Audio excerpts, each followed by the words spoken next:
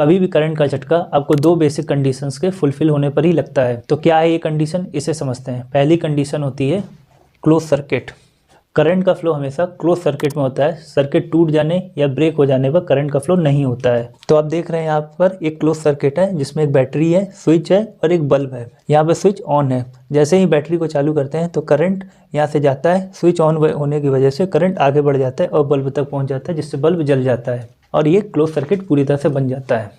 और दूसरी तरफ यहाँ पे ओपन सर्किट है या ब्रेक सर्किट है। इसमें भी वही है, एक बैटरी है, स्विच है और एक बल्ब है, लेकिन यहाँ पर स्विच ऑफ है।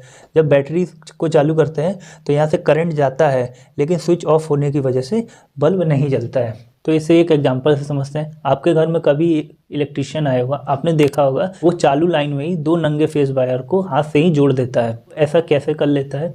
इसमें भी वो इसी नियम को फॉलो करता है, क्लोज सर्किट नियम को। जब भी वो फेस वायर पकड़ता है तो फेस वायर पकड़ने से पहले वो अपने पैर के नीचे चप्पल रख लेता है और आपको कहता है कि मुझको किसी भी कंडीशन में हाथ मत लगाना। पैर के नीचे चप्पल रखने से सर्किट ब्रेक हो जाता है और करंट उसके शरीर से फ्लो नहीं होता है। अब बाई चांस अगर मान लीजिए पास खड़े किसी व्यक्ति ने उसको छू लिया तो क्या होगा? अगर किसी पास खड़े व्यक्ति ने उसको छू लिया तो फेस से उसको न्यूट्रल मिल जाएगा और करंट इलेक्ट्रिशियन और उस जिसने छुआ है उसके शरीर से भी फ्लो होगा और करंट का झटका दोनों को लगेगा। इसलिए इलेक्ट्रिशियन अपने पैर के नीचे चप्पल रख के सर्किट को ब्रेक कर देता है, जिससे उसके शरीर से करंट फ्लो नहीं होता है और वो आसानी से फेस वायर को जोड़ लेता है चालू लाइन में ही। अब आते हैं टॉपिक पर, ट्रांसमिशन लाइन टूटने पर करंट कैसे लग जाता है। आप सोच रहे होंगे कि यहाँ तो ट्रांसमिशन लाइन टूट गई तो सर्किट भी ब्रेक हो गया तो करंट तो लगना ही नहीं चाहिए, लेकिन ऐसा नहीं होता है। करंट का झटका लगता है। कैसे, इसे समझते हैं। क्योंकि जब स्टेप अप ट्रांसफार्मर द्वारा वोल्टेज को ट्रांसमिशन लाइन के थ्रू आगे भेजा जाता है तो RYB वायर को तो जमीन के ऊपर रखा जाता है, लेकिन चौथे यानी न्यूट्रल वायर को ग्राउंड कर दिया जाता है। तो इसे इस इमेज से समझिए। देखिए यहाँ पे एक जनरेटिंग सब स्टेशन है जिसमें एक स्टेप अप ट्रांसफार्मर लगा हुआ है। इसमें RYB वायर को जमीन से ऊपर रखा जाता है। यहाँ इमेज में आप देख रहे हैं RYB को जमीन से ऊपर रखा जाता है और चौथे फेस को न्यूट्रल को ग्राउंड कर दिया जाता है। अब इसमें कोई भी वायर अगर टूट कर गिरता है तो चौथा फेस तो जमीनी से लगा है तो तुरंत वो सर्किट कंप्लीट कर लेगा। मान लीजिए इसमें से B वाला वायर फेस वाला नीचे ज़मीन पे गिरा और इसका जो चौथा वायर है न्यूट्रल वो तो ग्राउंड है, तुरंत वो सर्किट कंप्लीट कर लेगा। या फिर Y टूट के गिरेगा तब भी सर्किट कंप्लीट हो जाएगा, R टूट के गिरेगा तब भी सर्किट कंप्लीट हो जाएगा। इसलिए आप ये मत समझिए कि भाई ट्रांसमिशन लाइन टूट गई अब तो करंट ही नहीं फ्लो हो रहा है। ऐसा बिल्कुल नहीं है, करंट फ्लो होता है 100%। ये आपकी जान भी ले सकता है। अब हमने इलेक्ट्रिसिटी की पहली कंडीशन को समझ लिया है। अब समझते हैं करंट का फ्लो जमीन में किस तरह से होता है। इसे समझने के लिए हमें इलेक्ट्रिसिटी की दूसरी कंडीशन को समझना होगा। इलेक्ट्रिसिटी की दूसरी कंडीशन के अनुसार करंट का फ्लो तभी होता है जब दो बिंदुओं के बीच विभवांतर या पोटेंशियल डिफरेंस हो। तो आप सोच रहे होंगे ये विभवांतर या पोटेंशियल डिफरेंस क्या होता है। विभवांतर या पोटेंशियल डिफरेंस दोनों एक ही चीज़ होता है। पोटेंशियल डिफरेंस का मतलब वोल्टेज डिफरेंस होता है, जबकि विभवांतर का मतलब भी वोल्टेज डिफरेंस होता है। दोनों में कोई डिफरेंस नहीं, दोनों एक ही चीज़ होती है। तो चलिए इसे एक सिंपल से एग्जाम्पल से समझते हैं। सपोज करें आपके पास दो टैंक है जिसमें एक पानी से भरा हुआ है और दूसरा खाली है।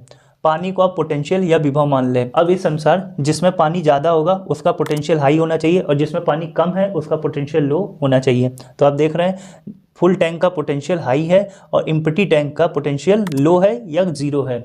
ठीक है, क्योंकि इसमें पानी कम या बिल्कुल है ही नहीं, इसलिए इसका हमने लो या जीरो मान रखा है। अब जैसे ही इन टैंक्स को पाइप से कनेक्ट किया जाता है वैसे ही पानी का फ्लो भरे टैंक से खाली टैंक में होने लगता है, यानी हाई पोटेंशियल से लो पोटेंशियल की तरफ पानी का फ्लो होने लगता है। ठीक इसी तरह से ही करंट का फ्लो हाई पोटेंशियल से लो पोटेंशियल की तरफ होने लगता है। मतलब पोटेंशियल डिफरेंस के कारण ही करंट का फ्लो या वाटर का फ्लो संभव हो सकता है। अब समझते हैं करंट का फ्लो कब नहीं हो सकता है। पाइप से कनेक्ट करने के बाद जैसे ही इन टंकियों में पानी का लेवल समान हो जाता है या दोनों का पोटेंशियल समान हो जाता है वैसे ही इनका पोटेंशियल डिफरेंस जीरो हो जाता है, क्योंकि 10 में से 10 घटाओगे आपको जीरो ही मिलेगा, जिससे पानी का फ्लो या करंट का फ्लो रुक जाता है। यानी इसमें ना तो पानी का फ्लो हो पाएगा ना ही करंट का फ्लो हो पाएगा, क्योंकि पोटेंशियल डिफरेंस जीरो हो चुका है। अगर आपको पोटेंशियल डिफरेंस समझ में नहीं आया तो एक और एग्जांपल समझते हैं।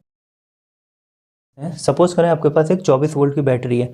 24 वोल्ट का क्या मतलब होता है कि बैटरी के दोनों टर्मिनल के वोल्टेज के बीच 24 वोल्ट का डिफरेंस है, यानी हाई पोटेंशियल और लो पोटेंशियल के बीच 24 वोल्ट का डिफरेंस है। इसी वोल्टेज डिफरेंस या पोटेंशियल डिफरेंस के कारण ही करंट का फ्लो होता है। तो आप समझ चुके होंगे कि करंट का फ्लो वोल्टेज के कारण नहीं बल्कि वोल्टेज डिफरेंस या पोटेंशियल डिफरेंस के कारण होता है। लेकिन तब क्या होगा जब बैटरी के दोनों ही टर्मिनल पर 24 वोल्ट हो, तो इस कंडीशन में पोटेंशियल डिफरेंस 0 हो जाएगा, जिससे करंट का फ्लो भी रुक जाएगा। इसके बाद इससे कोई भी लोड कनेक्ट किया जाएगा तो उस पर कोई प्रभाव नहीं पड़ेगा, क्योंकि करंट का फ्लो हो ही नहीं रहा है। बैटरी चाहे 12 वोल्ट की हो, 12,000 वोल्ट की हो या 12 लाख वोल्ट की हो, पोटेंशियल डिफरेंस 0 होने पर करंट का फ्लो किसी भी कंडीशन में नहीं होगा और ना ही किसी तरह का रोड चल पाएगा।